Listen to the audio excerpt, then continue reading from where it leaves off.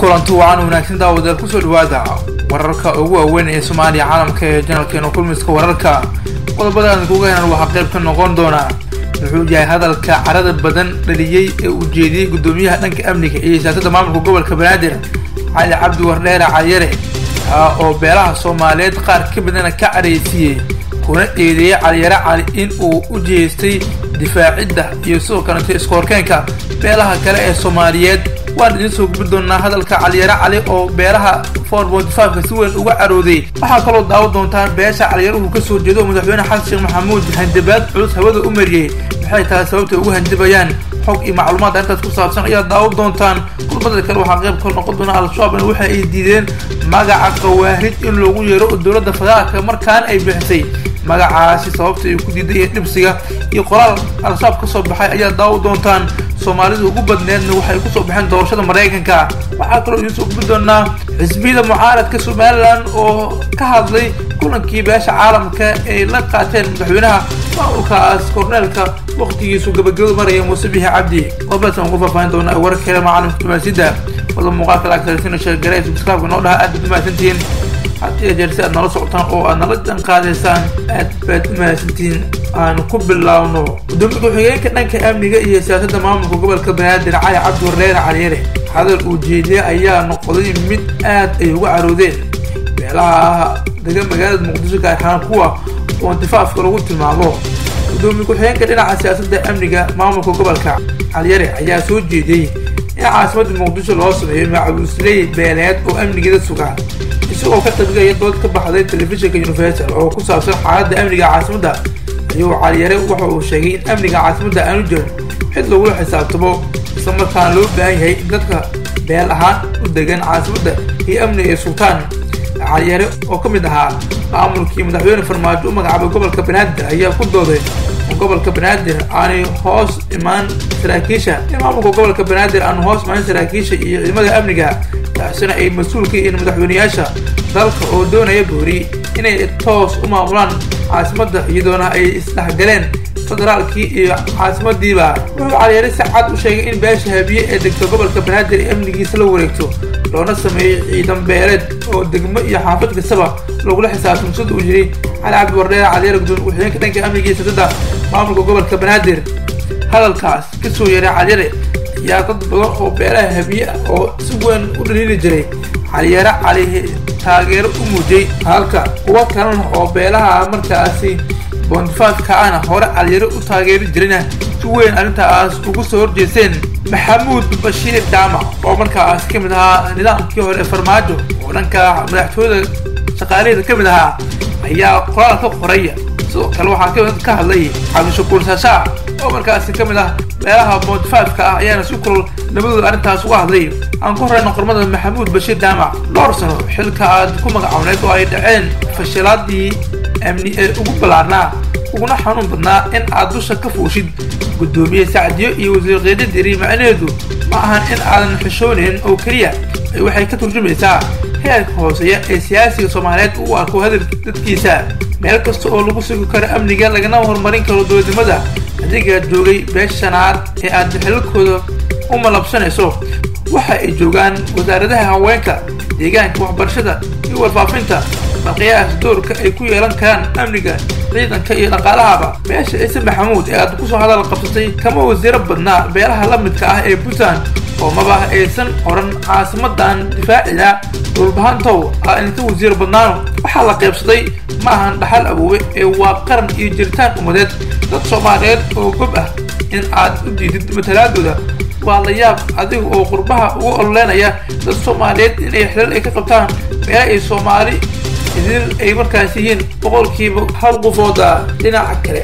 Shakuur Saasha oo wasiir ku-xigeenka wasaaradda warfaafinta ee maamulka gobolka Hirshabelle ayaa inkiisa si kul uga hadlay arinta Cayare Cali isagoona qoraal uu soo saaray ku sheegay in Cali looga baahan yahay wax uu ka hadlayeen wax aanay markaas la aqbali karin isagoo qormadiisa ku bilaabay wuxuu yiri Cali oo istaaqfurayso cadowga cidna uma calaamadeysnay qarxi shaabo waxa ku geeriyo xildhibaankii ugu matalayay dowladda Soomaaliya kii Soobe waxa ku geeriyooday adeerkii la dhashay aabahay iyo qaraabo kale oo aad u badan kii labaad ee Soobe waxa ku geeriyooday laba adeerkii u dhalay iyo qaraabo kale oo aad u badan marka aan ka soo jeedo hadii aan dhaho waa webi jireen oo dhan hadii aan dhahana waa bad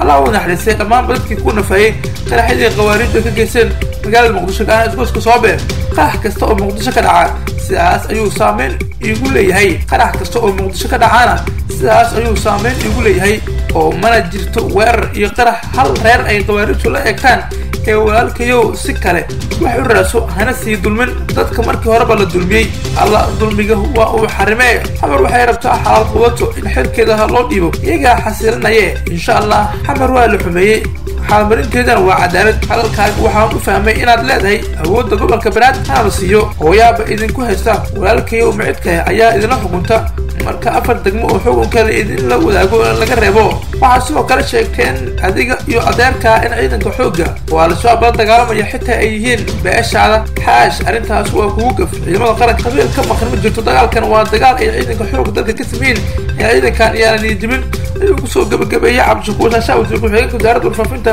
dowladda Hirshabelle oo asna ka falceliyay qoraalkii markaasi halkii ka soo yeeray gudoomiye Cali Cabdi Wardheer Cali Yare dhinaca kale beeshu uu ka soo jeedo Cali Yare ayaa waxaan jabtay madaxweynaha jamhuuriyadda federaalka ee Soomaaliya mudane Xasan Sheekh Maxamuud oo shirkan ku qabtay magaalada Muqdisho ayaa sheegtay in madaxweynaha uu doonayo beeladeen inuu xilka ka qaado Cali Yare Cali maadaama uu ka mid yahay nidaamkii hore ee farmaajo Cali Yare Cali ayaa tan markii dowladdan cusub ee xilka la wareegtay waxa uu ahaa siyaasi kaliya ee ka haray nidaamkii hore oo xilkiisa aan laga qaadin maadaama loo arkayo nin saameyn badan leh abaabulkan aad ugu fiican isku keenida dadka shacabka iyo kicinta wax kasto xaalad kasto dalka ka jirta beesh ayaa madaxweynaha ugu baaqday kana dalbatay in xilka loo sii daayo Cali Yare lana shaqeeyo maadaama hore uu la shaqeyn jiray madaxweyne farmaajo haddana wuxuu diyaar u yahay beeladeen inuu la shaqeeyo madaxweynaha taas ayaa loo fahmayaa Cali Yare Cali sababta halka ka keentay ee ah in beesh habiye ee markaas yihiin beelaha ugu badan ee qaraxyada ku dhimanaya sidoo uu hadal ku dhiga dooddu dhawaan ka qayb galay Cali Cabdi Wardheer Cali Yare gudoomiye ku-xigeenka amniga siyaasadda maamulka gobolka Banaadir qabiil dhexe ayaa daawanaysa jalkeena ku miska wararka saaxiibayaal subscribe noo saar muuqaalka like inoo dhaha aad u damaasantiin hadii dirsaad nala socotaan oo aad nala jaanqaadaysaan bal markaana aan eegno Soomaalida dalka Mareykanka ayaa doorashadii dhawaan dhacdeen ku soo baxaya Soomaalida ugu badneed ee ku soo sharaxday doorashada kuraasta gobolka Minnesota ee dalkaas Mareykanka ayaa guulo waaweyn ka gaaray doorashada xilliga dhexe ee 2022 ee shalay dalkaasi ka dhacday Minnesota Soomaalida Amerikaanka ah waxay u tartameen dalal kala duwan oo kala heer ah degmo heer gobol iyo federaalba waxaana halkaas isku soo sharaxay ilaa 3 musharax iyadoo ay soo baxeen kuraasi ku guuleystay ilaa 8 kamid ah Ilhaan Cumar oo markii saddexaad ku guuleystay oo dib loogu doortay kursiga degmada shanaad ee gobolka Minnesota iyadoo uu matali doonto Koongareeska Mareykanka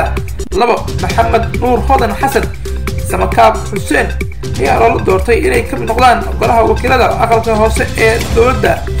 ee gobolka Minnesota saddex Zeynab Maxamuud ayaa loo doortay aqalka sare ee sanadka ee gobolka Minnesota sidoo kale Faatixa